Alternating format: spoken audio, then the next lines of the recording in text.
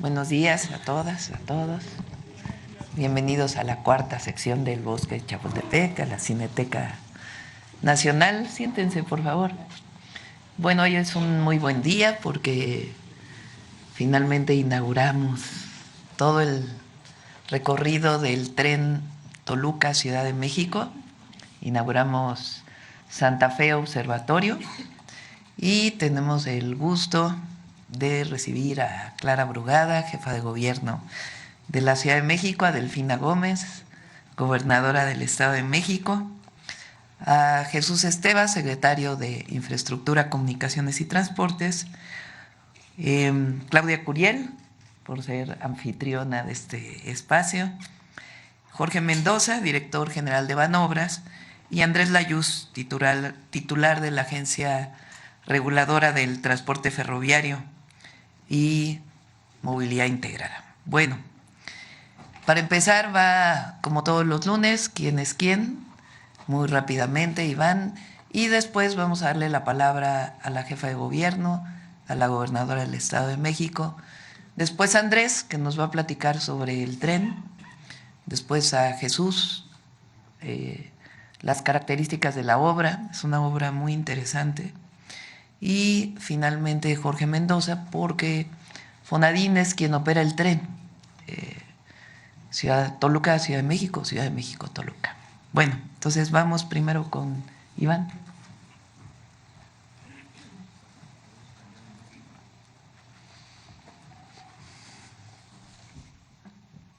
Muy buenos días a todas y a todos. Con su permiso, Presidenta, iniciamos quienes quieren los precios con la información de las remesadoras. Finavien continúa siendo la remesadora que mejor posicionada está por tener la combinación de promedio de comisión y promedio de tipo de cambio. Recordar que hacemos este ejercicio de envío de recursos de $400 hacia México y por estos $400 Finavien está dando 7,062,81 centavos. Le vamos a dar una palomita. Y la que menos da es RIA Money Transfer en esta modalidad de depósito a cuenta o transferencia, da 6,645,63 centavos. Le vamos a poner un tache. Adelante, por favor. En la modalidad de envíos en efectivo, la que más da es Pangea Money Transfer, 7,072 pesos. Le vamos a poner una palomita. Y la que menos da es Wells Fargo con 6,678,30 centavos. Le vamos a poner un tache. Adelante, por favor. Aquí está un ejercicio que hicimos semana tras semana de la primera semana de 2026, de cuánto es la diferencia que da Finavien con la que menos da y puede llegar hasta 417 pesos más. Entonces es muy importante hacer este comparativo para ver cuál es la mejor remesadora. Adelante, por favor.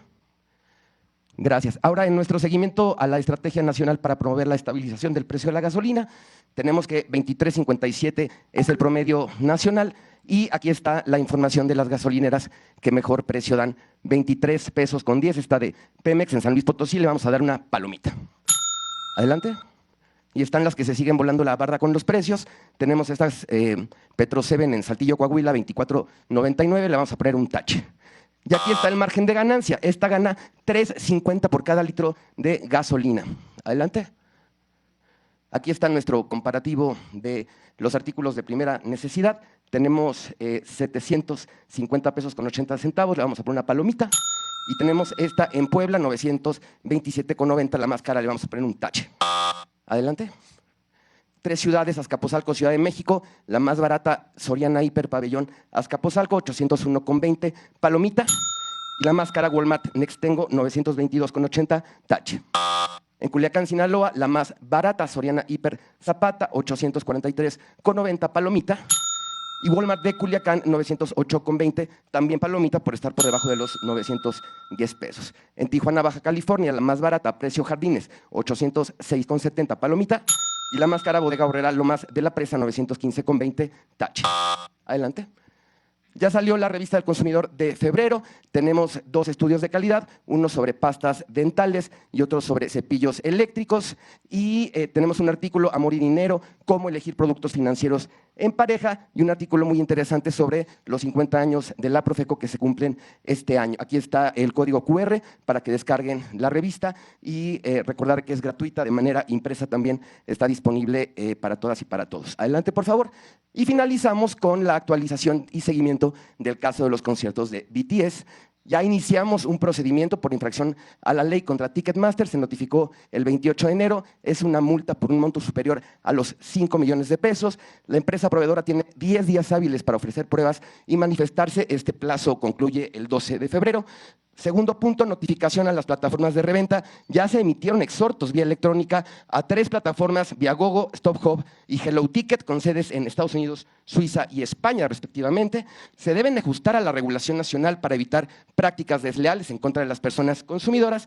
De no haber respuestas, se iniciarán acciones legales y administrativas, incluyendo procedimientos por infracciones a la ley y posibles restricciones de operación de estas 3 plataformas en México. Y tercer punto, ya se está en la elaboración de lineamientos para regular publicidad, información y venta de boletos para conciertos, festivales y espectáculos. Se trabaja en coordinación con la Agencia de Transformación Digital y Telecomunicaciones y en las próximas semanas se van a publicar en el Diario Oficial de la Federación para el cumplimiento de estos lineamientos. Esto, Presidenta, muchas gracias, muy buenos días. Gracias, Iván. Adelante, Clara.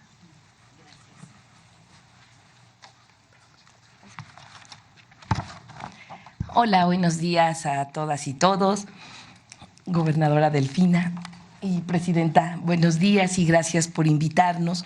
Y pues hoy es un día muy importante, realmente va a quedar como un día en la historia de la Ciudad de México, porque hoy logramos uno de los sueños más importantes de la ciudad, que es lograr una comunicación, un sistema de movilidad integrado, pero además metropolitano.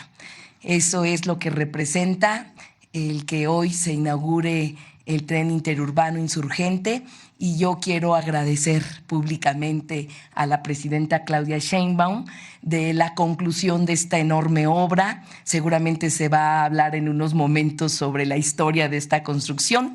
El presidente López Obrador lo retoma y hoy se concluye esta obra que nos va a transportar desde Toluca hasta Chalco. Lo digo así porque llega a un gran complejo que es observatorio, y de allí se toma la línea 1, que apenas se acaba de concluir la renovación total de esa línea, que después de 50 años pues ameritaba una renovación profunda. Y después de allí se toma la línea A, que llega hasta Santa Marta, y de ahí se toma el trolebús elevado que llega a Chalco. Es un ejemplo de una ruta que se puede tomar y que esta obra rompe con esos muros que siempre han estado entre el poniente y el oriente, muros que ha costado mucho trabajo igualarlos a través de la movilidad. Y eso es lo que vemos, las personas que hoy tardan mucho tiempo con viajes desgastantes del Estado de México a la Ciudad de México y viceversa, pues hoy tienen la posibilidad de disminuir tiempo, de hacer un excelente viaje, y cada minuto que se recupere de la movilidad que sufre la población con todos los problemas que implica trasladarse a Estado de México, Ciudad de México, es un minuto que va a la vida de la población. Por eso es tan importante este proyecto de movilidad que hoy se inaugura. Hace justicia territorial y ofrece a la población una movilidad digna, porque hoy los rieles de la transformación están entre los trenes suburbanos, interurbanos que llegan a la ciudad, y también todo el ofrecimiento que se tiene en la ciudad del sistema de transporte público. Esa interconexión entre lo metropolitano y la Ciudad de México hace el éxito de esta gran obra. Así que yo creo que la población pues va a estar muy contenta, que va a lograr comunicar lo que antes era un sueño, hoy es una realidad. Y se hace realidad por todo el trabajo hecho en movilidad en la Ciudad de México, y le agradezco, Presidenta, todo ese trabajo, ese sistema integrado de movilidad que hay en la ciudad. Y hoy damos el paso tan importante que es un sistema de movilidad integrado metropolitano. Así que cada vez, siempre han estado unidos la Ciudad de México y el Estado de México. Hay mucha problemática metropolitana, y así como hay los problemas metropolitanos no se detienen con las fronteras administrativas. Hoy las soluciones que se le están dando a lo metropolitano también deben de hacer a un lado las fronteras administrativas. Así que muchísimas gracias y felicidades al Valle de México, y muchas gracias, presidenta, gobernadora, y a todo el gran equipo de la presidencia. Gracias.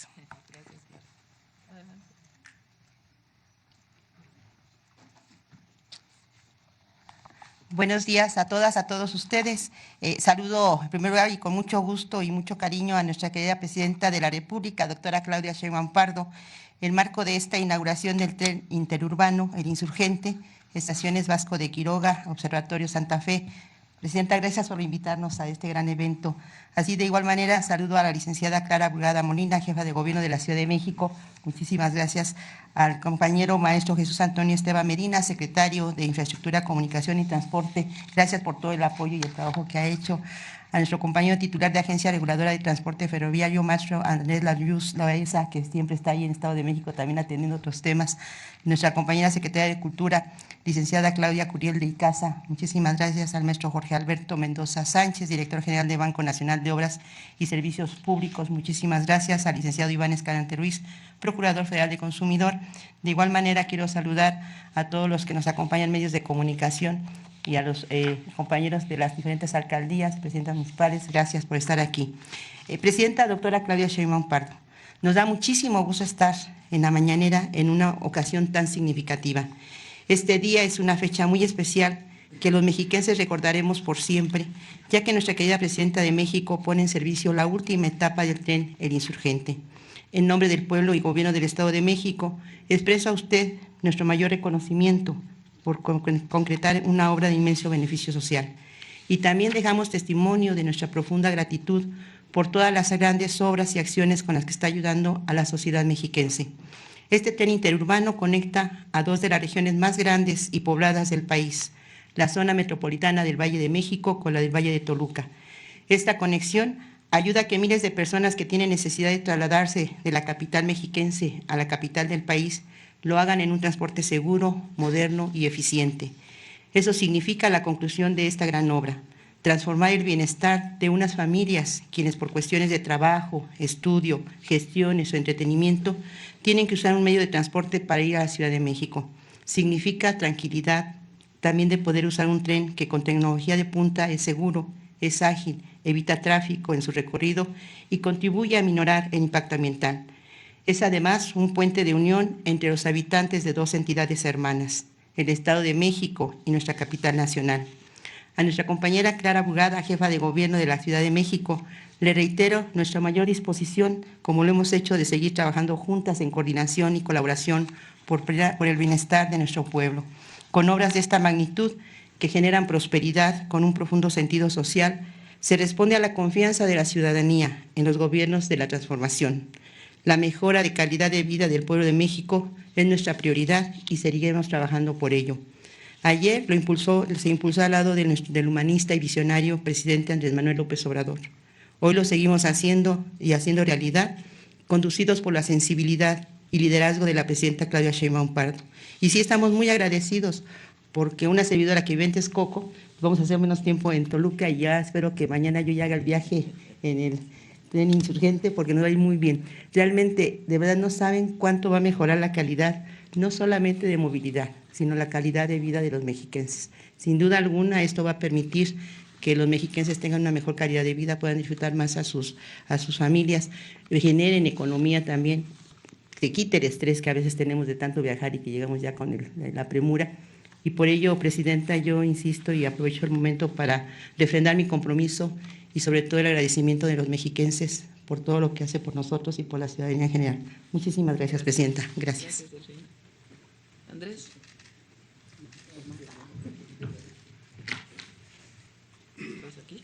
Muy buenos días a todas y todos. Con su permiso, Presidenta, voy a pasar a la pantalla acá. Muy buenos días, Presidenta, jefa de Gobierno, gobernadora, compañeros del Gobierno de la Ciudad de México, del Gobierno del Estado de México, del Gobierno federal.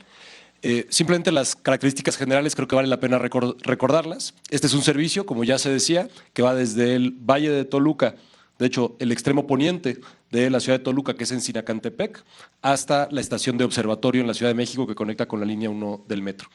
En el Estado de México son 4 estaciones: Sinacantepec, Toluca Centro, Metepec y Lerma, que es la primera apertura que se hizo, la etapa 1 de 19.6 kilómetros en el año 2023. Después tenemos de Lerma a Santa Fe, en donde no hay estaciones, pero es donde se cruzan propiamente las montañas que dividen estos dos valles, y esa apertura se hizo el 31 de agosto del 24, todavía con el presidente López Obrador y la presidenta electa en ese momento, y este es el tramo que está abriendo, que es Santa Fe, Vasco de Quiroga, Observatorio. Hoy, 2 de febrero, son los últimos 8.4 kilómetros. En total estamos hablando de 57.7 kilómetros de recorrido con 7 estaciones, aproximadamente 50 minutos, poquito menos de una hora el recorrido con el que iniciamos la operación, o inicia Banobras la operación de la línea, una frecuencia de entre 5 y 7 minutos entre trenes.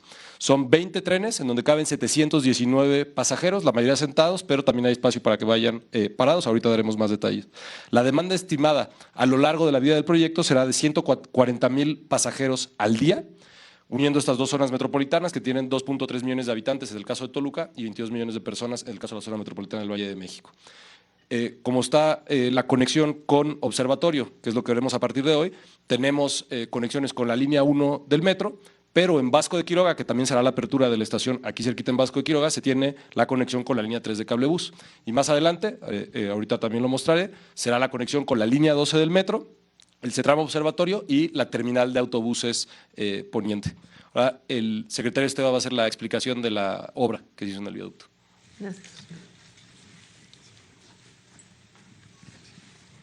Con su permiso, Presidenta, buenos días a todas y a todos. A continuación, les describo lo que ha sido la construcción de este último tramo. Adelante. Este último tramo tiene 8.4 kilómetros, es el tramo 3, a la ciudad le tocaron 19 en total, de esos se concluyeron los que teníamos hasta Santa Fe y se tuvo un avance importante en la administración del presidente López Obrador en cuanto a este tramo último. Aquí comenzamos viendo casi 2.8 kilómetros de longitud de lo que le llamamos viaducto Santa Fe, que es un viaducto con traves de concreto, con columnas de concreto prefabricadas de 34 metros de altura. Son nada más en este tramo 32,000 metros cuadrados de construcción, va hasta la glorieta de Vasco de Quiroga, son 78 apoyos, 78 cabezales, tuvo la complejidad de cruzar la autopista en un solo claro, son claros de 40 metros, y tienen pilas de cerca de 35 metros de profundidad. Un tramo complicado por el proceso constructivo. Como vieron, eran grúas de gran capacidad, de más de 1,000 toneladas, las que se utilizaron en este proceso. Adelante con el siguiente. Después entramos a un tramo que le llamamos doble voladizo, que es colado en sitio con estos carros. Este tiene 220 metros de longitud, 45 metros de altura. Se utilizó este procedimiento constructivo y este proceso por la parte de bosque. Todos los procesos constructivos tuvieron que ver también con respetar el medio ambiente. Eso fue una visión, un pronunciamiento que se tiene en el proceso o en la decisión de selección de los procesos de estructuración. Son 44 pilas con profundidades entre 30 y 40 metros y 4 apoyos. Pasamos a la siguiente. De aquí llegamos ya a la zona del puente atirantado, son 515 metros de longitud, un puente con características únicas por tener una doble curvatura. Es un claro de 200 metros para librar la ermita Vasco de Quiroga y el manantial que se tiene ahí. Ahí, como parte del proyecto de la cuarta sección, del proyecto Chapultepec Naturaleza y Cultura, se insistió mucho en que conviviera, que fuera respetuoso de esta zona de la ermita, y de ahí que Gabriel Orozco fue uno de los que insistió en este proceso, en esta decisión de modificar la estructuración que se tenía originalmente. Y de ahí pasamos ya Bueno, son 121 pilas de cimentación, fue muy complejo. Aquí avanzó la Secretaría de Infraestructura, Comunicaciones y Transportes en la administración anterior hasta parte de los apoyos, que son estas torres que ven, que tienen entre 65 y 75 metros de altura, y ya nos tocó en esta administración concluir el tensado y la construcción, el cierre del doble voladizo, así como el atirantado. Nada más para dimensionar: 19,000 metros cúbicos de excavación, 30,000 metros cúbicos de concreto, 6,400 toneladas de acero, 104 tirantes. Y pasamos a la siguiente.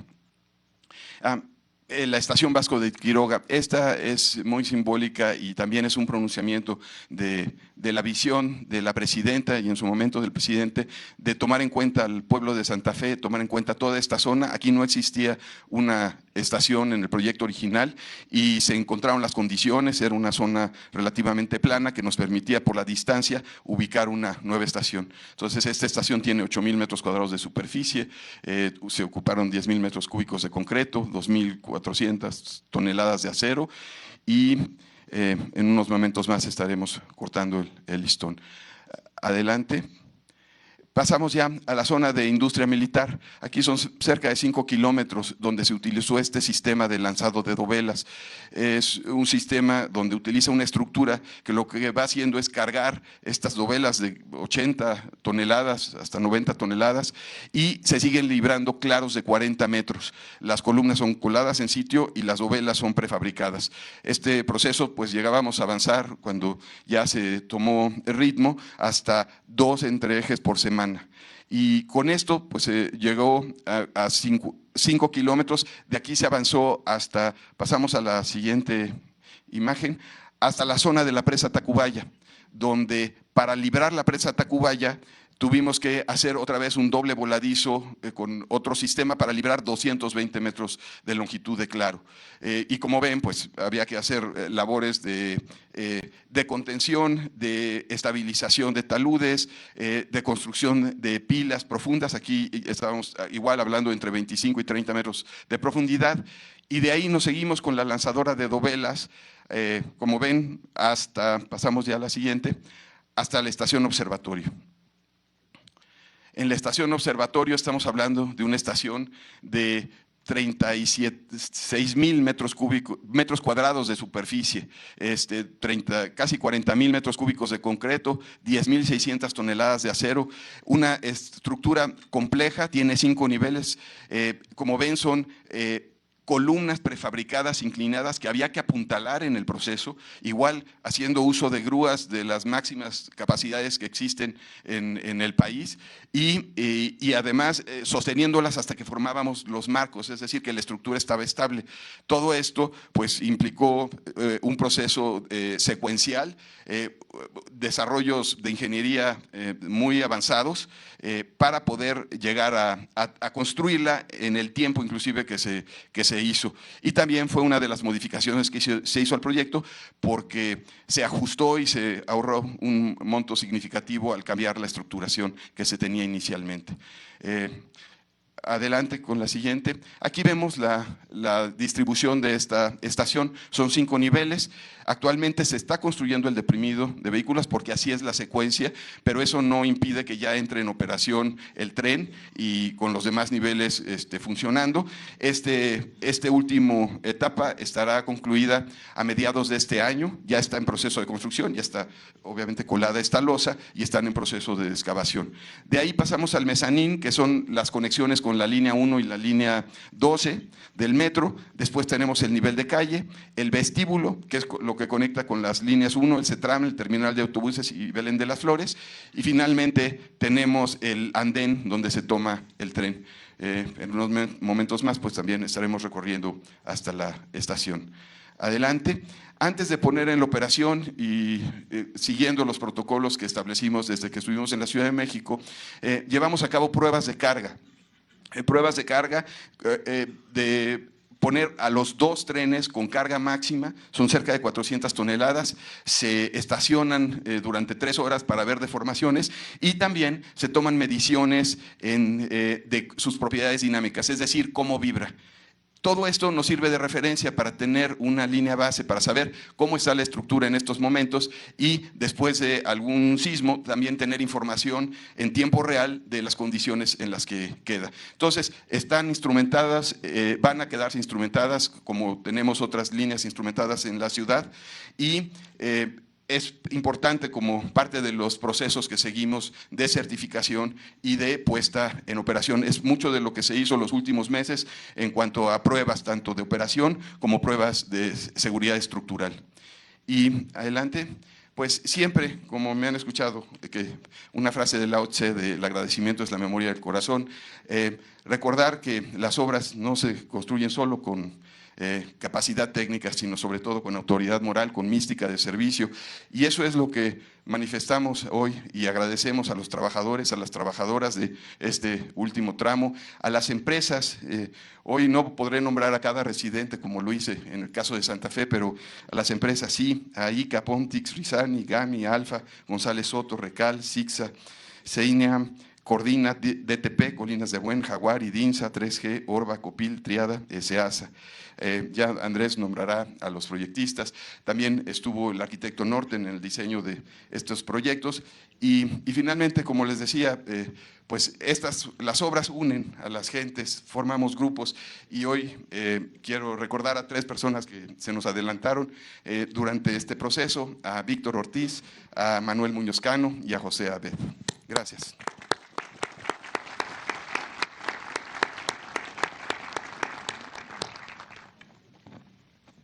Otra vez, Andrés.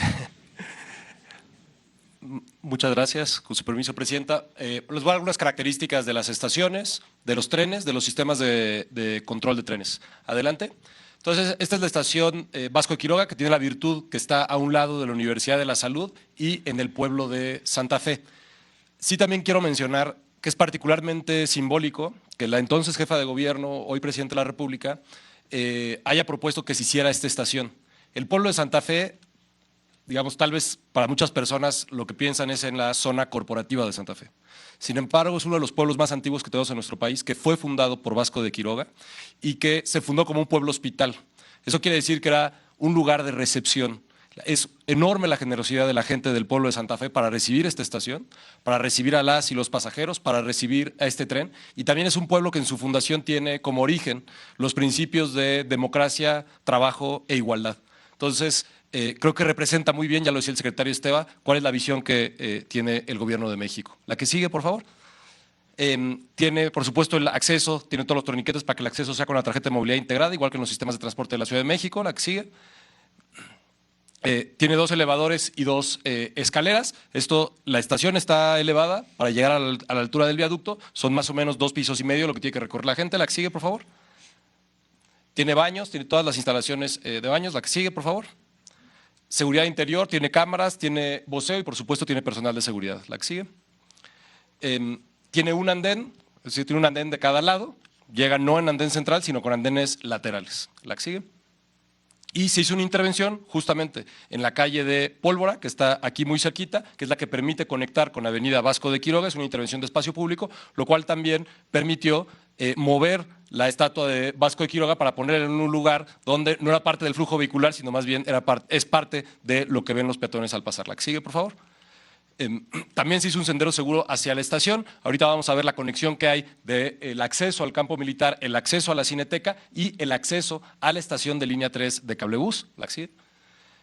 Que realmente son unos cuantos metros, son alrededor de 400 metros los que se tienen que caminar entre la estación Vasco de Quiroga del cablebús y la estación Vasco de Quiroga del tren, lo cual permite que las personas se conecten a la línea 7 del metro después del cablebús, que nos mueve de sur a norte en el poniente de la ciudad. La que sigue, por favor. La conexión con línea 3 de cablebús. La que sigue. La terminal observatorio. La terminal observatorio, como pueden ver, voy a hacer una breve descripción de la distribución, que a veces es complicada. Esta es la avenida Sur 122. Esto es lo que mencionaba el secretario Esteva, que es minas de arena, lo cual permite conectar con el viaducto y se está acabando el túnel en este momento. Esta es la terminal de autobuses. Esta es propiamente la estación del tren y esta es la nueva terminal de la línea 1 del metro. Estas pasarelas son las que permiten esa conexión donde los usuarios pueden subir y bajar entre el metro y el tren, y también será la conexión con la estación de línea 12. La que sigue, por favor. Esta estación tiene 3 andenes, lo cual le permite una flexibilidad operativa y mayor capacidad. La que sigue, por favor. Es la zona de andenes que tiene señalética, tiene pantallas informativas, tiene sonorización y también tiene cámaras de seguridad. 22 cámaras de videovigilancia y 51 bocinas en el vestíbulo. La que sigue. Torniquetes, igual, acceso con la tarjeta de movilidad integrada, tiene las máquinas de recarga adentro y afuera de los torniquetes, más taquillas. La que sigue. Tiene 3 elevadores y 6 escaleras eléctricas. Tiene sanitarios para mujeres y hombres y la conexión directa con la estación de línea 1 del metro. Esta es la pasarela de conexión que permite también que en caso de que haya acumulaciones hay suficiente espacio para que las personas puedan esperar al tren. Los trenes son trenes eléctricos, son 20 trenes de 100 metros de longitud fabricados por la empresa CAF. En los interiores tienen capacidad para 719 personas con accesibilidad universal, también tienen pantallas informativas y espacio para llevar paquetes o maletas pequeñas. Los sistemas. En total son 57.7 kilómetros de vía en placa, 34 vías en talleres y cocheras. Funciona con catenaria, toda la tracción se alimenta con catenaria también en talleres y cocheras y a lo largo de todo el viaducto, lo cual permite evidentemente que sea un servicio de transporte no contaminante. La señalización consiste en los semáforos que se ponen dentro del viaducto para información y control de trenes. Son 1.567 piezas con señales luminosas, balizas, contadores de ejes, accionamiento de agujas y cajas de conexionado. La que sigue. Y este tren cuenta con un RTMS, que es el sistema de control de tráfico de trenes europeo, lo cual permite reducir el intervalo entre los trenes, monitorear en tiempo real dónde están todos los trenes, garantizar la seguridad y la distancia entre trenes, así como las restricciones de velocidad, dando fiabilidad y confort. La que sigue, por favor. Y también es importante mencionar que los trenes tienen tracción en todas las cabinas, pero también tienen 3 frenos, el freno eléctrico, freno neumático y freno electromecánico. En total son 1 millón de metros de cableado alimentario instalado, 10.000 piezas de luminarias en viaducto y estaciones de túnel como parte de la instalación de baja tensión, es decir, tiene la alimentación eléctrica de alta tensión para todos, de media tensión para los trenes y todo el sistema eléctrico para la provisión de electricidad y energía para los demás sistemas. ¿Sí? Las siguientes fases de operación. Entonces, hoy, 2 de febrero, ¿qué es lo que podrán ya hacer los usuarios, las y los usuarios? Precisamente aquí tenemos el andén del tren, acá tenemos la línea 1, estas pasarelas con sus escaleras y elevadores permiten esta conexión, así como el CETRAM provisional del cuerpo oriente y el CETRAM poniente y el CETRAM provisional del cuerpo oriente y la conexión con la terminal. La que sigue, en el segundo semestre de 2026 se terminará el túnel. Pero no solo se terminará el túnel, también el acceso a nivel del CETRAM, que ya será el CETRAM, ya no el provisional, ya será el CETRAM permanente, manteniendo ya una conexión directa entre el CETRAM, la estación del tren y la línea 1 del metro, la que sigue, y ya en la planta completa, que estamos en obra, terminando, de hecho ya se terminó el túnel de la línea 12 y ya continuó el trabajo en estaciones, llegará aquí la estación de línea 12, que permite igual una conexión directa en túneles de línea 1, línea 12 y el tren con las pasarelas. Y por último, también a mí me gustaría agradecer a las diversas empresas, a los trabajadores y trabajadoras de las diversas empresas que participaron, como es Hitachi, Entia, CAF, CMFS, Urales, a la certificadora TÜV Rheinland y la evaluadora de la conformidad de SGS, a los proyectistas CENER, a Supervisión Audinmex, Sintra, III, a CANDE, a la Universidad Autónoma de Nuevo León, al Instituto de Ingeniería del UNAM y por supuesto a los residentes Noé Arellano, Eloy Gloria, Adriana Cardona, Jessica Martínez. Muchísimas gracias a todas y todos, muchas gracias a Fonadín y a la Secretaría de Infraestructura, Comunicaciones y Transportes. Muchas gracias, Presidenta.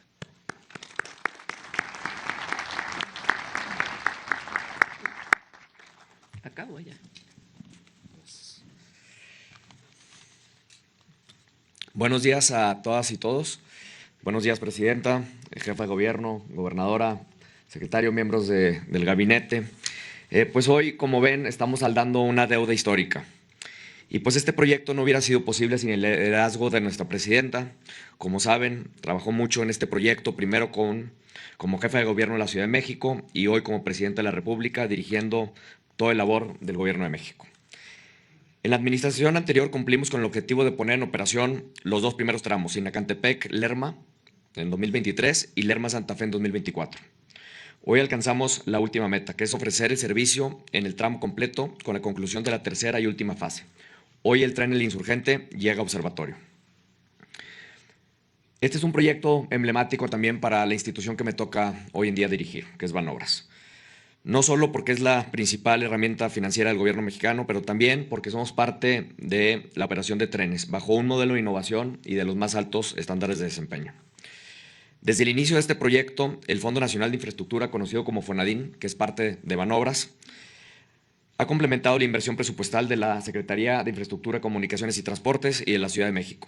El FONADIN ha brindado apoyo por más de 24,000 millones de pesos para infraestructura y equipamiento, y de 2023 a 2025 hemos destinado 1,200 millones de pesos para la operación. Ahora les voy a compartir algunas cifras sobre la operación de este importante tren. Pasamos a la siguiente lámina, por favor. Llevamos ya 369 días de operación, esto cerrando al 30 de enero de 2026, al día de hoy ya llevamos 871. Estamos transportando alrededor de 22,000 personas todos los días, estas cifras son de los últimos meses. Tenemos 8 trenes en servicios, 50 kilómetros de recorrido y 14,000 horas de servicio ininterrumpido.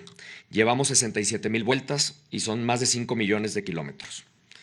Y pues este tren, el Insurgente, ha sido utilizado por más de 15 millones de personas y ha sido uno de los principales medios de transportes que se han utilizado en esta región de nuestro país.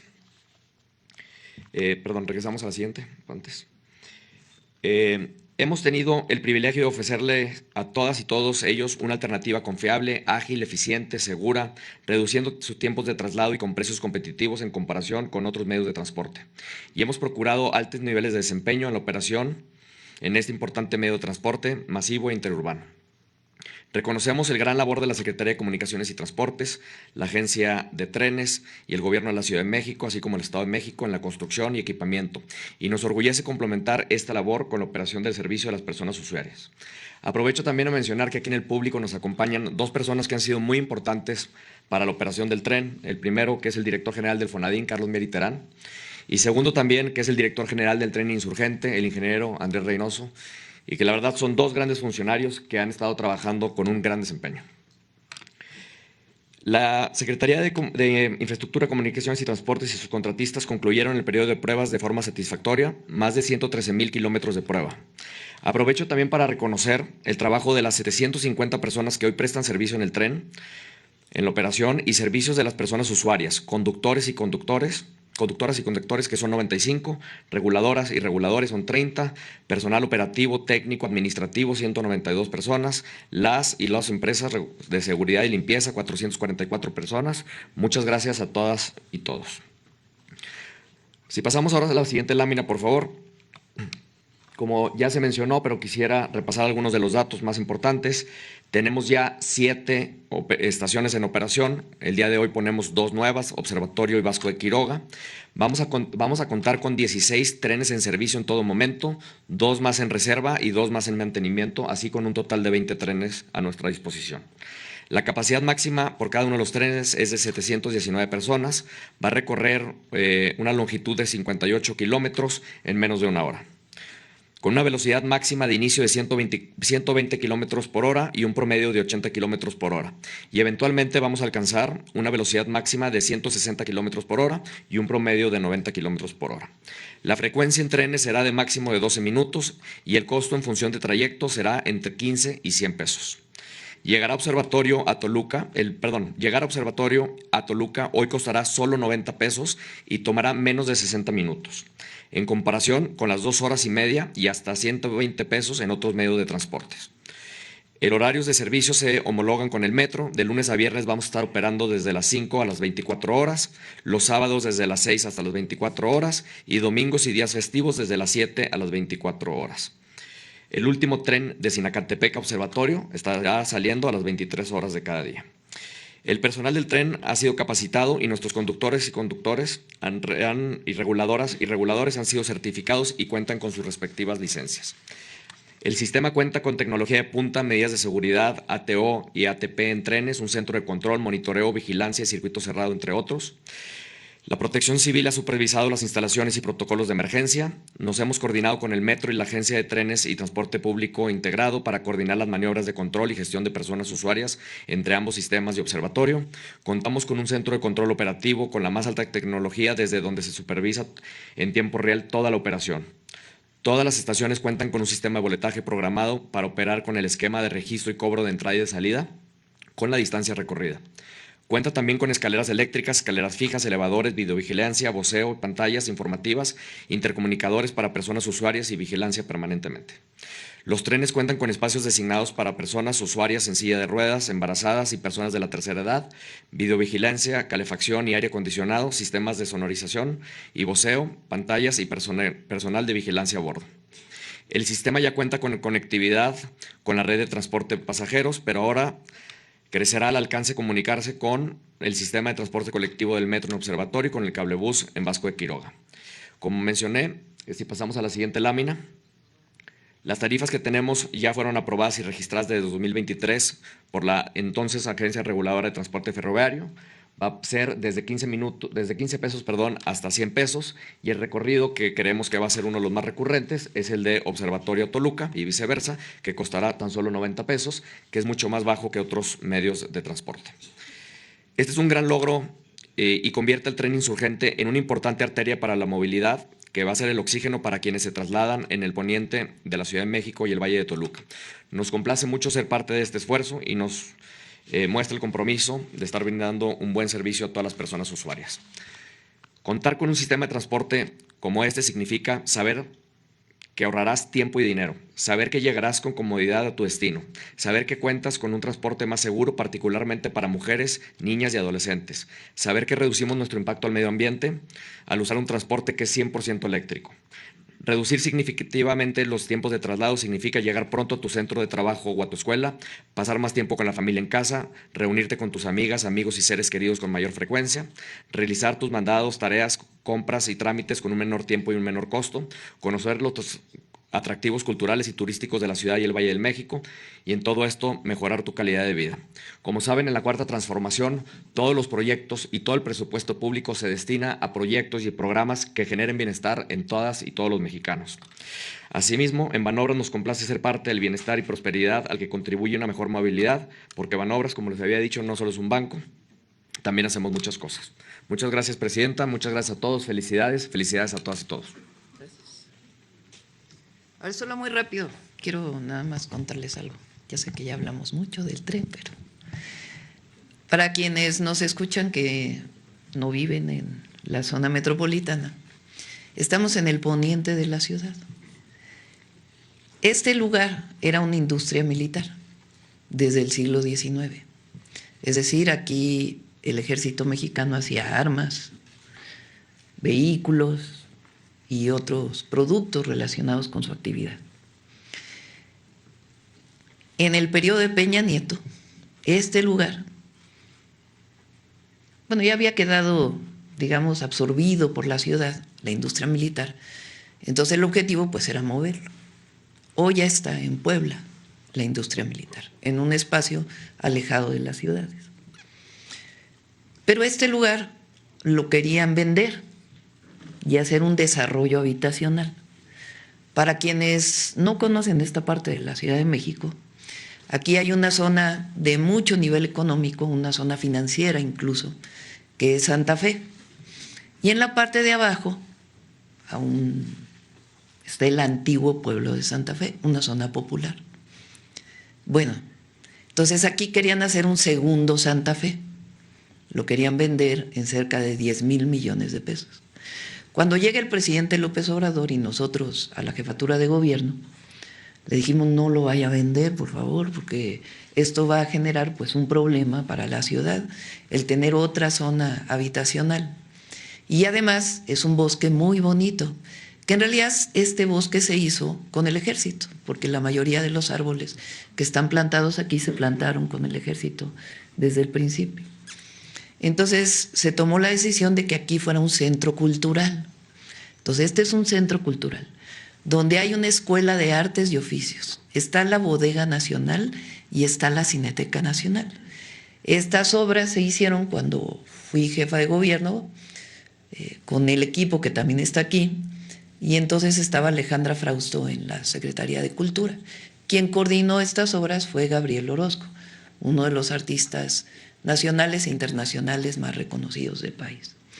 Entonces, eso es lo primero de la gran diferencia, de haber hecho aquí un lugar de desarrollo habitacional de muy alto nivel económico a un parque público, un espacio público para todas y para todos. Y además, ampliar Chapultepec a la 4ª sección del bosque de Chapultepec. Aquí se puede llegar con un cablebús que viene desde Los Pinos, que era la residencia oficial de los presidentes y que hoy también, gracias al presidente López Obrador, es un espacio público, y se puede llegar en cablebús desde Los Pinos hasta este lugar. Además, el tren interurbano, hoy tren insurgente, de Toluca a Ciudad de México no tenía una estación aquí, o sea, solamente era para la zona residencial de Santa Fe. Entonces pedimos en su momento que se hiciera una estación aquí, que es la estación Vasco de Quiroga. Además, uno de los puentes quedaba justamente en medio de un manantial, que es uno de los pocos manantiales vivos que quedan en la Ciudad de México.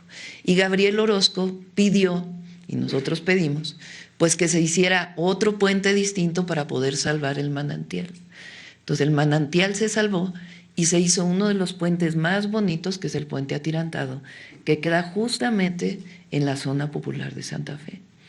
Además, aquí en este lugar está la Universidad de la Salud, que es una universidad gratuita que también hicimos cuando fui jefa de gobierno. Entonces, como ven, pues es una visión completamente distinta. No solamente es un tren que mueve desde Toluca hasta Ciudad de México, sino que además pues es una visión completamente distinta de recuperación del espacio público y de integrar a las zonas populares a un transporte de primer mundo. Entonces es la visión del pasado frente a la visión de la transformación. Bueno, agradezco aquí a todas las empresas que están presentes y a todo el equipo.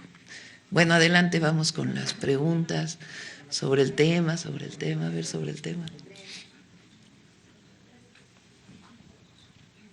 Gracias, presidenta. Buenos días. Karina Aguilar, de Diario 24 Horas.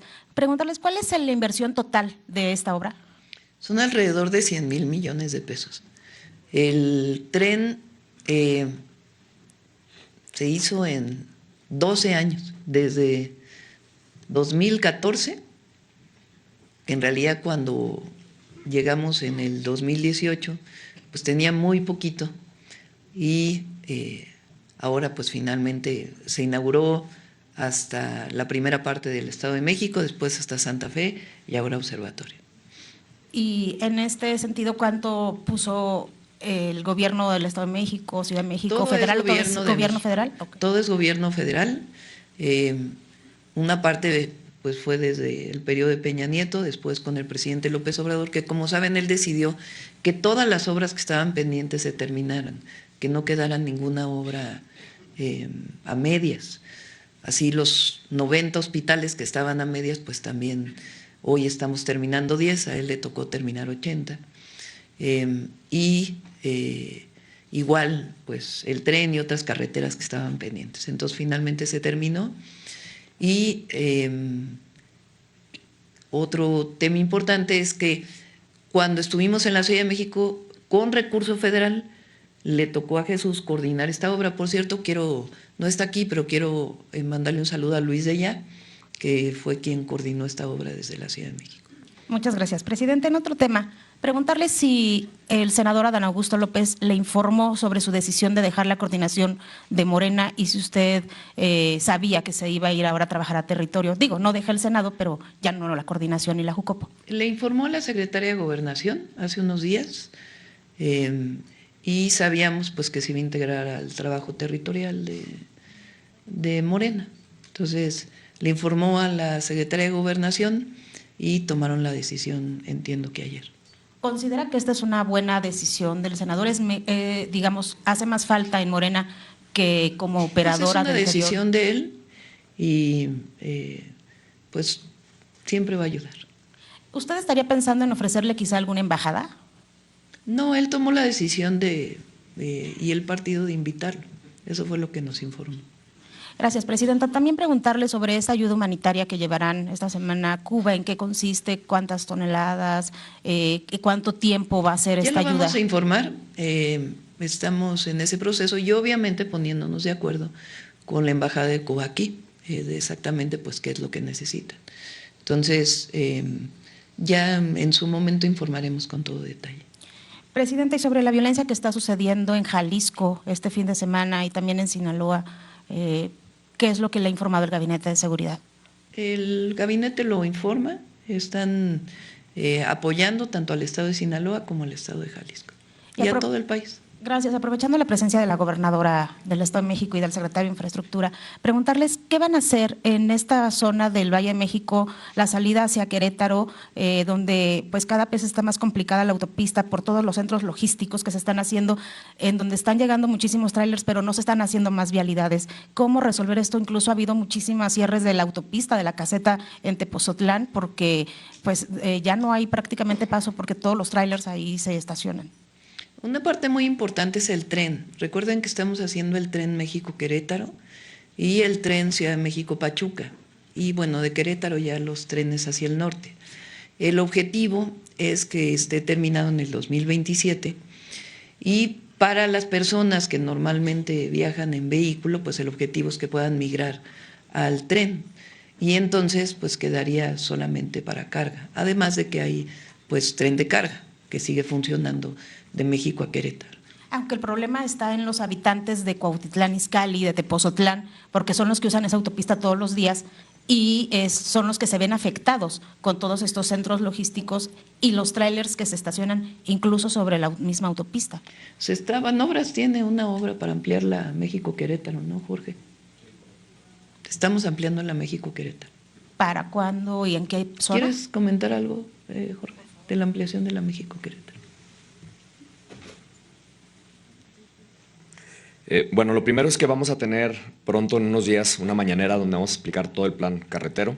Ahí vamos a estar explicando todas las obras que se van a hacer, tanto con la parte presupuestaria como con la parte de inversiones mixtas y los famosos conocidos CMROs. En la parte de Querétaro vamos a ayudar a modificar algunas de las casetas, vamos a incluir algunos carriles laterales en la salida de la Ciudad de México y vamos a también mejorar toda la infraestructura de la Ruta 57 hasta la frontera para que así puedan transportarse mejor y tener así dos rutas, la que va por el corredor del Golfo y también por la Ruta 57 y con eso creemos que vamos a resolver una parte muy importante. Hay que recordar, y como lo han mencionado varias veces la presidenta, es que estamos de alguna manera resolviendo el tema del tráfico por dos frentes. Por un lado es la parte de la carretera y por otro lado es la parte de los trenes hacia el norte. Y con eso creemos que la verdad es que vamos a tener una movilidad mucho más integrada y mucho más sencilla. Gracias, presidenta. Buenos días. Buenos días. Sobre el tema, a ver, el compañero. Luego dicen sobre el tema, hacen una pregunta y luego…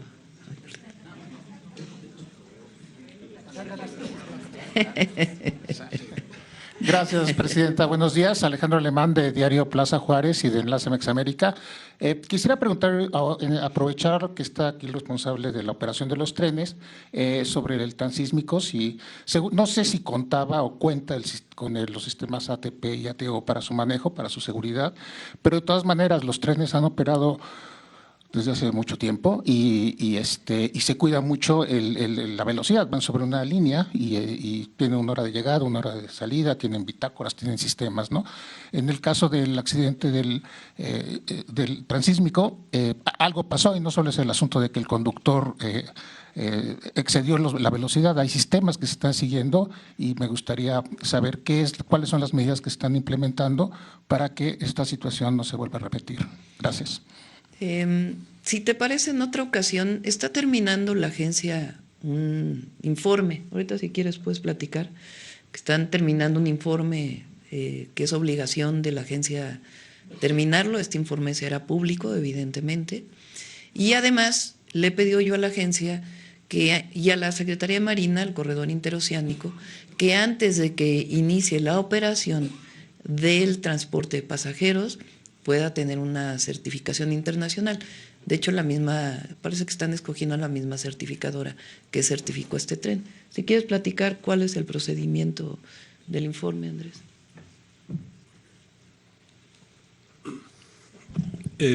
Sí, el informe tiene, digamos, un proceso que es el establecimiento de hechos, que eso ya se llevó a cabo, y después entraremos a más detalle, no solo a lo que ya ha informado la Fiscalía, sino a cuáles son las características generales y, digamos, lo que llamamos los factores contribuyentes, ¿no?, en el reporte. Eso es simplemente parte de lo normal. Adicionalmente, y de forma preliminar, ya lo ha mencionado la presidenta, tenemos la recomendación de que a través de un tercero independiente se haga una evaluación completa del servicio, que esa evaluación tenga un conjunto de recomendaciones y después que tengamos una verificación de la implementación de todas esas recomendaciones, de tal forma que más allá de la determinación específica de lo sucedido, sea algo que no pueda volver a suceder.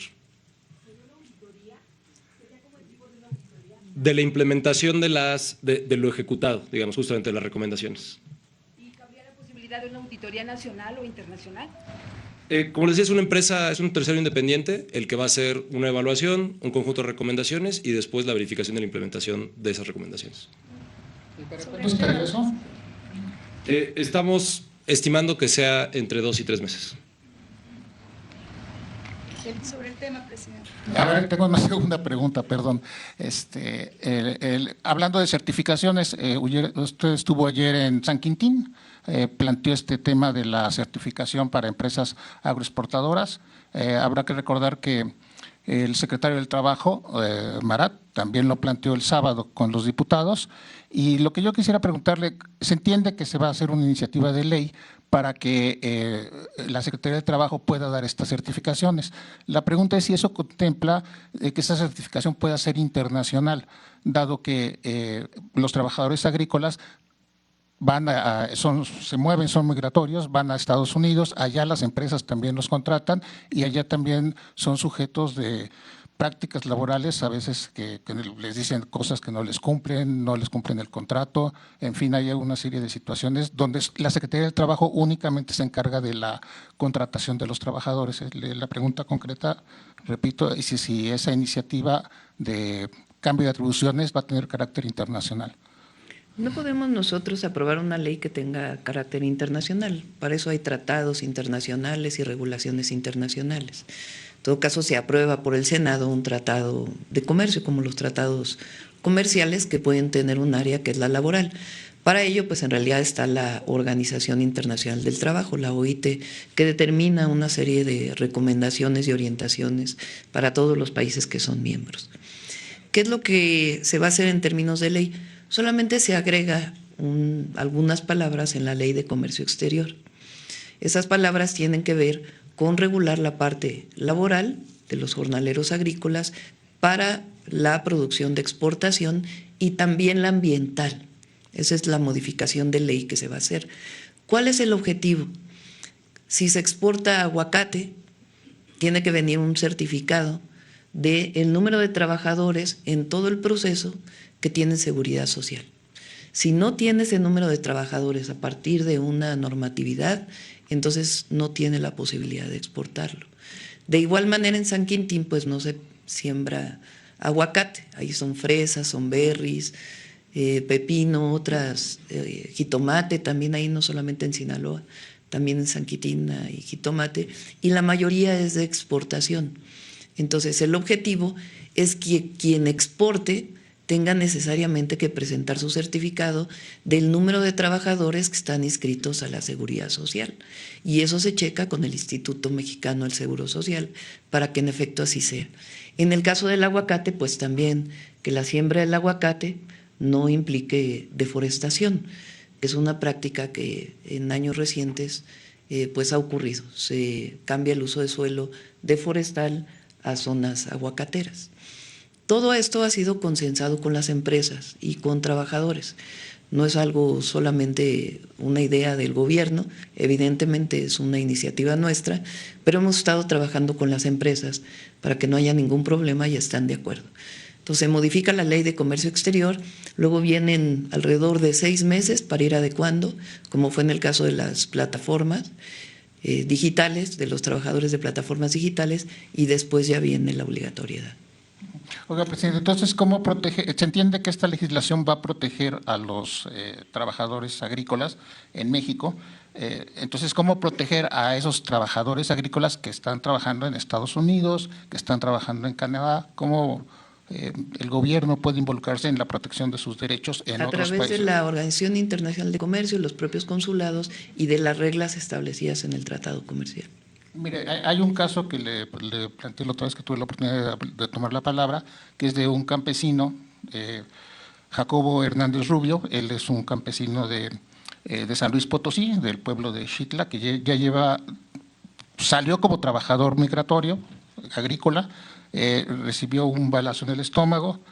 Ya lleva casi un año que no puede tramitarse toda la parte de seguro médico y demás para que pueda tener un trasplante. Y bueno, ese es solo un caso de los muchos donde los trabajadores quedan expuestos y bueno, pues lamentablemente es un mundo burocrático que no les permite el que puedan ser ayudados, el que puedan acceder a otro tipo de Está cosas. en contacto con él el consulado, pero de todas maneras lo revisan. Es que es casi un año. Está sí, complicado. lo que pasa es que ustedes saben cómo es el sistema de salud en Estados Unidos. No es, si aquí de por sí es difícil el trasplante, allá pues tiene sus dificultades. Incluso se ha ofrecido el traslado, pero es complicado en la situación en la que está. Entonces se está en contacto con él y voy a revisar para que en efecto pues siga este contacto. Sí, de hecho hubo un festival de recaudación de fondos ayer en Los Ángeles y la comunidad migrante, muchas personas de la comunidad migrante están preocupadas por esa situación, se ven reflejados en sentir un cierto desamparo, en fin. Para terminar, un tercer tema, Presidenta, inició el periodo de sesiones, hay una serie de nombramientos, sobre todo nombramientos ciudadanos que le corresponden al Poder Legislativo. Mencionaría el tema de los consejeros del INE, que terminan en abril, mencionaría el auditor superior de la Federación, mencionaría también a la presidenta del Comité de Participación Ciudadana del Sistema Nacional Anticorrupción, que además hay 2 plazas vacantes. Desde luego entiendo que es un problema o una situación que debe resolver el legislativo, pero se han visto, pues han detenido mucho los nombramientos de ciudadanos, o sea, no sé por qué. No, a ver, lo de la Auditoría Superior de la Federación es en febrero, y ellos abren el proceso en febrero, está en tiempo, y los consejeros del INE es en abril, también se está en tiempo.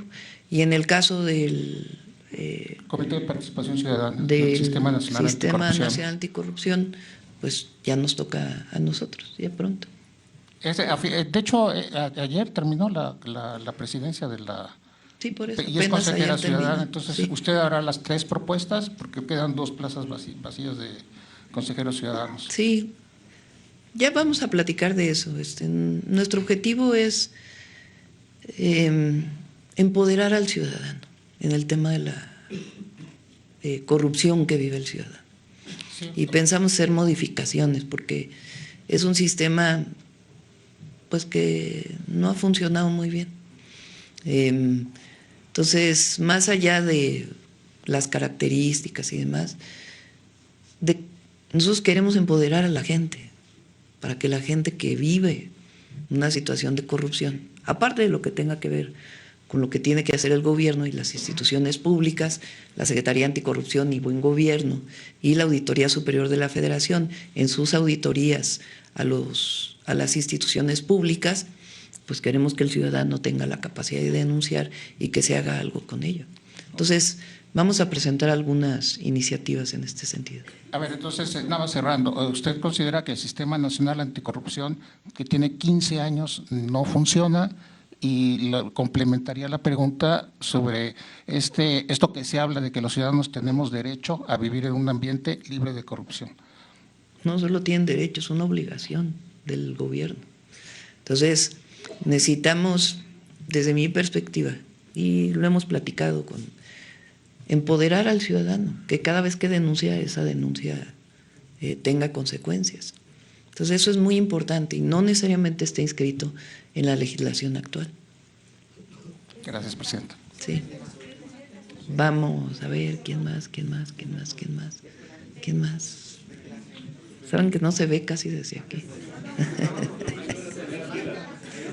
A ver, el compañero que desde hace rato estaba queriendo preguntar. Ya lleva varios días. Sí, gracias, presidenta. Muy buenos días. Gusto en saludarla a usted y a los gobernadores y parte de su gabinete. Pues quisiera iniciar pues las preguntas, primeramente con lo que tiene que ver con la llamada de Trump. Para conocer, presidenta, si ahí se contestó lo que viene siendo la invitación a la Junta de la Paz o si existe alguna respuesta por parte del gobierno mexicano. No hablamos de eso en la llamada de teléfono, no se comentó. Y Relaciones Exteriores contestará esta semana. ¿Se mantiene lo de su postura frente al Estado de Palestina? Sí, pues no solamente es de la presidenta, es algo del Estado mexicano. Gracias, presidenta. En otra pregunta, también dándole seguimiento a la carta que le mandó usted al presidente de Corea sobre este grupo BTC, si tuvo alguna contestación. Sí, nos contestó que ya están en contacto con la empresa promotora y que esperan que muy pronto se pongan en contacto. Esperemos que sean buenas noticias. Bueno, nada más contestaron que me contestó el presidente de Corea que muchas gracias por el interés de las y los mexicanos por este grupo musical, que agradece mucho la carta y que ya se puso en contacto con la empresa productora de BTS y que pues esperan que se pongan en contacto pronto con nosotros.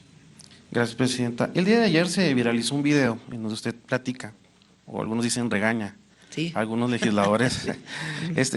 Para conocer, presidenta, un regaño caluroso. Conocer el contexto que tocó finalmente y que pues llamó a la atención a los legisladores. ¿Qué vivió pues en el estado?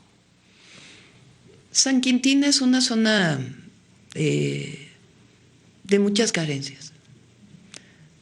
Apenas es municipio en el estado de Baja California. Era parte del municipio de Ensenada. Es un municipio muy grande.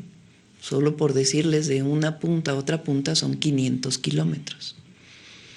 San Quintín tiene muchísimos años que tiene esta producción de distintos productos agrícolas de empresas, a diferencia de otros lugares en nuestro país, donde la producción es a través de ejidos, de comunidades.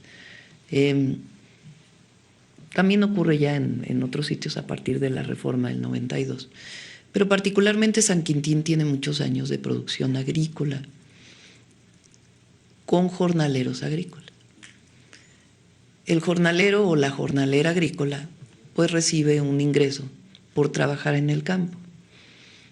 Durante muchos años parte del problema de las y los jornaleros agrícolas era que llegaban con las familias a trabajar, mucho trabajo infantil y además con muchísimo plaguicida, es decir, productos químicos que afectan la salud de los jornaleros. El día de antier, que estuve ahí, a la hora que platiqué con la gente, había como 4,000 personas, pues les pregunté, ¿cuántos llevan 10 años viviendo aquí? Pocos. 20 años, pocos. 30 años, la mayoría. ¿De dónde vienen? De Oaxaca, de Guerrero, de Veracruz, de Michoacán, de Chiapas, algunos. Muchos mixtecos, triquis, que van ahí a trabajar y que se quedaron. Durante muchos años fue jornaleros que iban y regresaban. Y después se fueron quedando allí a vivir. Les pregunté si tenían casa, me dijeron que sí, pero cuando pregunté quién está regularizado, pues nadie está regularizado. Viven en asentamientos. Un lugar de mucha carencia de agua. Cuando pregunté cuántas horas trabajan, la mayoría más de 8 horas al día. Y ganan por caja, no ganan un salario. Y muchos de ellos no alcanzan el salario mínimo. Entonces es una situación pues de pobreza. Las y los jornaleros agrícolas son de los habitantes de nuestro país, migrantes internos. Algunos van a Sonora, otros a Sinaloa, en este caso a Baja California, pues que tienen muchísimas carencias. Estamos haciendo un plan integral. Inició con el presidente López Obrador el Plan de Justicia de San Quintín. Ahí ha habido muchas luchas de los jornaleros por sus derechos. De hecho, la reunión se hizo en una universidad intercultural que hizo el presidente López Obrador. Entonces vamos a terminar un hospital, lo vamos a agrandar, que hay allí, vamos a mejorar todos los centros de salud, vamos a mejorar todas las escuelas, vamos a hacer más preparatorias, vamos a mejorar las calles y vamos a poner un centro integrador donde esté presente el Gobierno de México. De hecho, ahí se va a quedar la compañera que es la responsable de bienestar del Estado, que se llama Carmen. Ella se va a quedar a vivir ahí durante un tiempo. Vamos a poner un centro del Gobierno federal en San Quintín, en un gimnasio de manera provisional, y vamos a construir uno. Y uno de los temas centrales es que hay un centro de justicia laboral, de tal manera que ahí puedan ir a atender pues todas las violaciones a los derechos laborales que se puedan presentar. Frente a esta situación, pues obviamente uno queda, pues se siente, ¿cómo decirlo?, no porque a uno le corresponde mejorar la circunstancia laboral y de vida de todos esos trabajadores, pero hay cierta tristeza, cierto congojamiento y sentimiento por la situación que viven muchos compatriotas en nuestro país.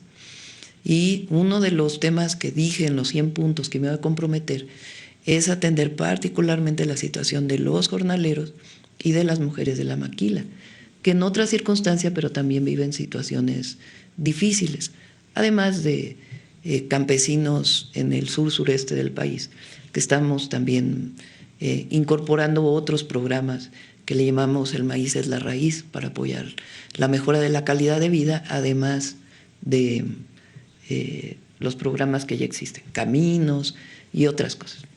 Obviamente los primeros 6 años del presidente López Obrador se hizo muchísimo, pero todavía queda mucho por hacer, pues de todo ese periodo neoliberal que generó estas condiciones pues tan difíciles para mucha gente. Entonces cuando voy saliendo, algunos diputados me decían foto, foto, foto. Entonces como que me parecía que no iba una cosa con la otra, ¿no? La foto de la presidenta con la circunstancia que estábamos viviendo. Entonces por eso un poco molesta. Les dije, no anden allá arriba, no se queden allá en el Congreso, acá en la ciudad nada más, vayan a territorio, estén cerca de la gente, porque pues es lo que todos los que venimos de este movimiento pues tenemos que tener presente siempre, y más cuando ves carencias tan importantes en una población. Ese es, digamos, el momento. Siempre voy a estar agradecida, obviamente, con todos los diputados, diputadas, senadores, senadoras, pues porque se han aprobado muchísimas reformas muy importantes para el país y para el avance de la transformación. Pero pues es un llamado a todas y a todos de que hay que estar cerca de la gente, sobre todo cerca de la gente humilde, que es la que más nos necesita. Bueno, sí, hay que preguntarles a ellos, ¿verdad? Pero yo creo que es un llamado de atención a todas y a todos frente a una circunstancia así. Presidenta, ya por último, es el tema de los vehículos chuecos. Al inicio del año usted deroga este decreto, pero viene otro… Chocolates, más bien. Chocolates. Es que al norte se le dicen chuecos, ¿no? Porque no traen. Pero bueno, han venido algunas asociaciones que ya conocemos, las famosas Zonapafas, a otra vez a invitar a las personas dueñas de estos vehículos a tramitar amparos, incluso son amparos o el trámite pues que ellos están cobrando de 2.500 a 3.000 pesos, lo que antes era regularizarlos. Pues tratando de alguna otra manera de decir que ellos pueden otra vez volver a blanquear estos vehículos. Recordando cuando se tomó esta decisión, el presidente Andrés Manuel López Obrador, además de la ayuda social, pues, o el problema, atender este problema social, se hablaba del problema de seguridad, porque muchos vehículos eran utilizados para cometer delitos. Entonces, ¿cómo cerrar, Presidenta, este círculo? ¿Cómo lograr cerrar esta problemática para no regresar otra vez a lo mismo, más vehículos sin placas que otra vez se van a utilizar y sobre todo volver a este problema social de organizaciones que timan de alguna otra manera o se aprovechan de la necesidad de estas personas? El decreto cumplió, digamos, su función, porque eran vehículos de cierta edad que tenían que regularizarse. Entonces eso se cumplió para ese periodo.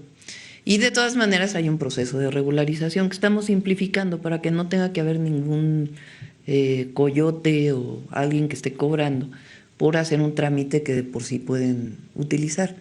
Entonces el decreto se cumplió y por eso se cerró, pero sigue habiendo la posibilidad de regularizar. Entonces vamos a dar mucho más información y facilitar cualquier trámite que se haga para ello. Muchas gracias, Presidenta. Gracias. Buenos días. Bueno, vamos sobre el tema. A ver, 30. A ver.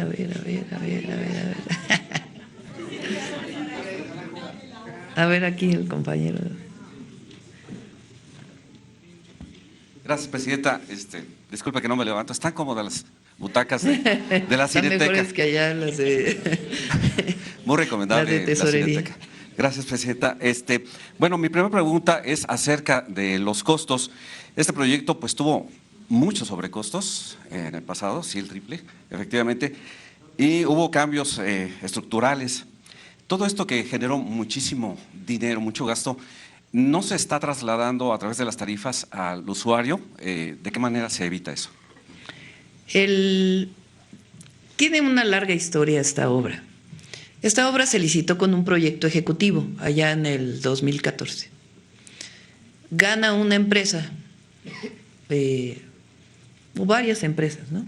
En el caso de la parte de la Ciudad de México gana una empresa, que por cierto no tenía historia de construcción de obras viales. Al otro día de que se asigna el contrato, cambia el proyecto ejecutivo. Ese es el primer problema. Quienes están aquí, que se dedican a obra, saben que cuando hay un proyecto ejecutivo que cambia, entonces los precios que se licitaron, pues ahora todos los precios se llaman extraordinarios, porque como no estaban contemplados en el proyecto original, pues entonces todos los nuevos precios prácticamente son extraordinarios. Entonces eso ya puso un problema gravísimo en la administración de la obra, porque las obras tienen su parte de ingeniería, pero tienen su parte para que cobren las empresas que están construyendo, pues una parte administrativa que por cierto es bastante compleja para garantizar que en efecto se hizo todo lo que se va a pagar. Primer problema. Segundo problema, en la parte de la Ciudad de México, bueno, esto fue en todo, en la parte de la Ciudad de México, la empresa que se encarga originalmente de hacer toda la obra, pues tenía retrasos y retrasos y retrasos y retrasos. Tanto que llegó un momento en que se pusieron sanciones, pedían más recursos, otras sanciones, pedían más recursos y prácticamente por 1 año y medio no avanzó la obra. Entonces, como el dinero era federal, en mi caso estaba en la jefatura de gobierno, fuimos con el presidente López Obrador y le dijimos, bueno, pues la autorización para cerrar el contrato de esta empresa y asignarle a 11 empresas, ¿no? 11 empresas por tramitos para que se terminara la obra, porque si no, iban a ser otros 15 años. Entonces, finalmente se le quita el contrato y se va asignando por pedacitos. con una complejidad enorme, porque además, como ven, pues va pasando por la ciudad, por el poniente de la ciudad, y pues hay que hacer mucha gestión con los vecinos para que no haya problemas. Todavía hay ahí algunos vecinos que todavía se quejan, se les ha atendido en todo, pero bueno, hay que seguirlos atendiendo. Entonces, pues una complicación bastante grande. Y además, cambios que todavía hizo Jesús Esteva con los proyectistas en la obra, porque, por ejemplo, la estación observatorio, su costo era 3 veces lo que costó. Entonces, se redujeron todavía los costos, particularmente la estación observatorio y la de Santa Fe, también hubo reducción de costos. Entonces, y además no tenía contemplado pues toda la movilidad alrededor de la estación observatorio. Entonces, todo eso hizo que pues, la obra tuviera las complicaciones, aparte de las complicaciones de su construcción, porque pasar por la carretera Toluca, pasar por las vialidades, pues también tuvo su complicación, los montajes. Había zonas de montajes en donde había un edificio de este lado, un edificio de este lado, y había que montar una trave súper pesada. Entonces, todo eso tuvo pues bastantes complicaciones técnicas, administrativas, pero finalmente, pues con todas las pruebas, hoy está listo. Si uno va de Ciudad de México a Toluca, pues va en vehículo o va en transporte interurbano, en cualquiera de las líneas. Cuesta más de 90 pesos ir en transporte, pues en, no sé, foráneo se llama. Es que iba a decir los nombres de las empresas, pero no. En transporte foráneo cuesta más de 90 pesos. Entonces, en tren es más barato ir. Y se está considerando pues que los tramos no cuesten más de lo que normalmente cuesta el transporte. Entonces, incluso está subsidiada una parte, esperando que en los próximos 2, 3 años pues ya tenga los suficientes pasajeros para que ya pueda operar pues sin necesidad de un subsidio. De todas maneras, pues todo lo que requiere el tren para apoyarse. Por eso el monto de el México, pues 90 pesos que parecen mucho, pero es más barato que irse en foráneo. Ya viajamos en algunos tramos y efectivamente el precio es mucho menor a la estabilidad que se siente en el tren y la seguridad. Sí. Muchas gracias. No me presenté, Arturo Pavón, de Efecto Colateral. La siguiente pregunta es, pues hablando de estas grandes obras, las que vienen todavía, pero las que usted inauguró, si me permite enumerarlas, porque realmente creo que fue bastante productivo. La primera etapa del viaducto elevado de Tijuana, la inauguración de la Unidad Académica Tijuana de la Universidad Nacional Rosario Castellanos, el Centro de Control de Tráfico Marítimo de Ensenada, que parece estación lunar, está impresionante, la carretera Bavispe Nuevo Casas Grandes, que conecta a Sonora con Chihuahua, y también el proyecto de modernización del puerto de Guaymas. ¿Qué es lo que le trae todo esto a México? No, pues muchísima obra. Para Tijuana el viaducto elevado es importantísimo, porque para ir de Rosarito a la frontera, al cruce de Otay, o cualquiera de los otros cruces, se pasa por el centro de Tijuana. Entonces ahora hay un segundo piso, y el segundo piso mide 11 kilómetros. Tiene un túnel, de alrededor de 1 kilómetro, y después viene el segundo piso, que va justo pegadito a la línea, al muro. Por eso dije yo que nosotros construimos puentes. Entonces, fíjense nada más, pues es una obra impresionante con muchísimas complicaciones, porque el suelo de Tijuana también es especial, lleva pilas muy profundas, y lo construyeron los ingenieros militares. El general Manzano fue el responsable de esta obra, que inició el presidente López Obrador, y nos tocó terminarlo. El siguiente mes se inauguran algunos accesos que todavía están pendientes, pero en un mes se resuelve. Entonces, vean, pues es una obra muy, muy impresionante. Ese es el viaducto elevado. Y a Tijuana, y en general los visitantes de México que vienen de San Diego o en general de California, pues va a ser muy, muy útil. Esa es la primera obra. Después, la Universidad Rosario Castellanos. Era un edificio que se iba a usar para temas de la Fiscalía. finalmente estaba abandonado, tenía algún problema estructural, se resolvió el problema estructural y se construyó ahí una universidad. Ya tiene cerca de 2,000 estudiantes y tiene este pizarrón, que por cierto los donó el presidente municipal de Tijuana, que son pizarrones que se pueden ver en internet. O sea, en internet están viendo el pizarrón y ahí se puede ir anotando. Entonces pueden llevar clases a distancia. Y también pues muy emocionante porque en Tijuana pues les pregunté a todos, ¿qué hubiera pasado si no hubiera estado esta universidad? Pues nadie hubiera estudiado universidad, ¿no? Nadie hubiera tenido educación superior. Todavía nos falta también otro edificio y si es necesario se amplía. Ahí también en Tijuana se está construyendo otra preparatoria y ampliando otras, que ya no tuvimos tiempo de visitarlo. Después de ahí nos fuimos a Ensenada, ahí es la torre de tráfico, del control de tráfico marítimo, también muy impresionante la torre, Centro de Control de Tráfico Marítimo de Ensenada. Ensenada ya no vamos a hacer la ampliación del puerto, porque había varias problemáticas y además está el proyecto de Punta Colonet que queda muy cerca. Entonces ya no se va a ampliar el puerto más que pues lo que tiene ahí mismo, ya no se va a construir mucho más. Lo que sí es que están llegando a Ensenada alrededor de 1 o 2 cruceros diarios. Entonces va a ampliar la parte del crucero, de los cruceros, porque quieren llegar más cruceros. Y sirve mucho pues para todo el tráfico de la zona. Y una ligera ampliación del propio puerto que ya existe. Y para los pescadores sí se va a ampliar una parte. Y de ahí nos quedamos en Ensenada y al otro día fuimos a San Quintín, que ya platicamos.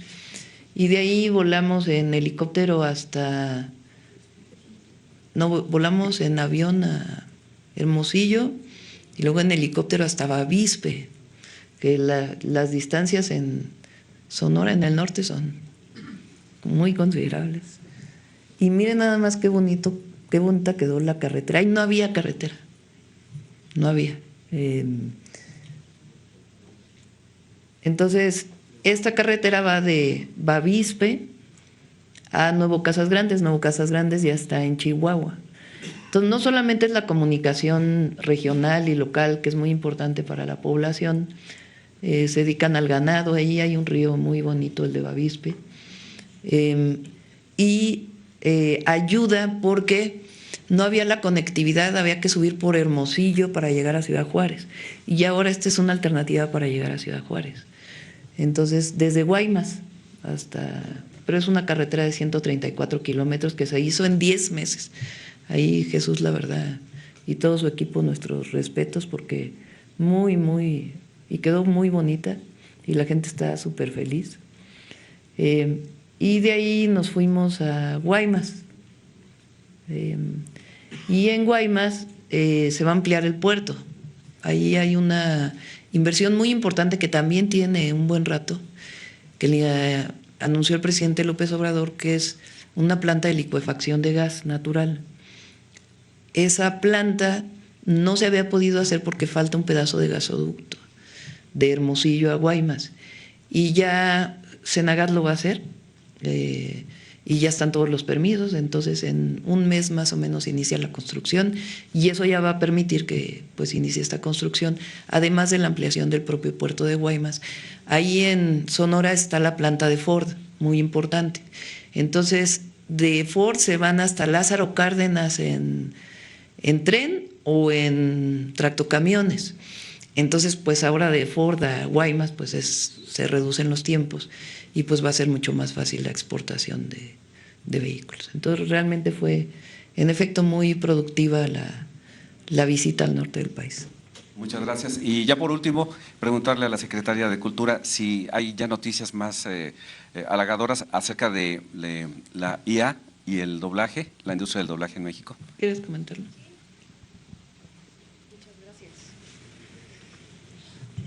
Pues ya estamos listos, haremos un evento con la presidenta cuando ella nos indique para presentar la iniciativa, trabajamos con toda esa comunidad y llegamos a un acuerdo y a un diseño con la Consejería Jurídica y ya está esa iniciativa lista. Muy pronto la estaremos anunciando. Muchas gracias. ¿Por qué no platicas todas las iniciativas? Claro, pues vienen muchas iniciativas muy importantes de apoyo a la comunidad cultural que por muchos años se han esperado. Está, bueno, la de doblaje. Viene la ley de cine, que lleva muchísimo tiempo esperando salir a la luz. También es algo que ya viene, que es parte también del fortalecimiento al cine. Si bien han visto que desde que entró la presidenta hubo mucho apoyo, incremento en los estímulos, hubo un incremento significativo en el presupuesto, hemos transparentado mucho las convocatorias, se incrementaron los topes del Eficine, como lo ha pedido la comunidad, y esta ley va a ser muy importante también para que el ecosistema del cine, también en temas de exhibición, el tema de pantalla, de que se pueda ver mucho más cine, a reserva de que está esta maravillosa cineteca y es un esfuerzo de gobierno, pues tiene que ser un esfuerzo integral. Está esa, también vamos más adelante a anunciar otra que salió en alguna mañanera, que es la de derechos compensatorios por música. En muchos países, en más de 60 países, ya se paga lo que escuchan en los celulares, en muchos países. Y en México, muy pronto también estaremos anunciando que todos los compositores, los músicos, también puedan tener una retribución de lo que se escucha como parte del derecho de autor en el consumo del uso de los celulares. Las aplicaciones, eso ya también se ha hablado con el gremio, las mismas compañías están de acuerdo y eso también va a ser muy, muy importante junto con estas otras iniciativas para fortalecer pues los derechos de los artistas desde una política integral que también se ha estado esperando y que muy rápidamente y con toda la voluntad de la presidenta pues hemos podido trabajarlo con la consejería, con las comunidades y salir a puerto para respaldar a la comunidad y fortalecer lo que la presidenta también comentó hace poco, que también se estará anunciando, que son los incentivos al cine, que eso también va a ser algo que estaremos anunciando, pero va a potenciar también una industria nacional muy importante de muchos trabajadores y trabajadoras del cine. México hace muy buen cine, tiene un gremio muy fuerte, tiene un país y tenemos un país maravilloso y eso también va a ser algo histórico que estaremos anunciando y que todo esto es articular una política de apoyo a la comunidad, a la industria y a las industrias creativas. Muchas gracias, presidenta. Gracias, presidenta. Ya, ¿no? Ya son 9:45, ¿no quieren ir al tren? Además hay tamales hoy, hay tamales.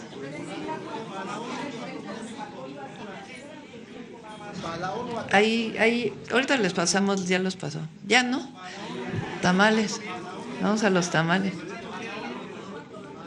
2 de febrero, tamales. Vámonos. Vamos a los tamales. Gracias, buenos días a todos. Michoacán. Mañanera. Gracias.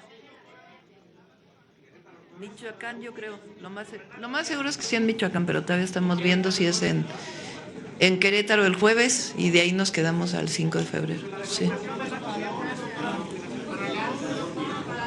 ¿Perdón?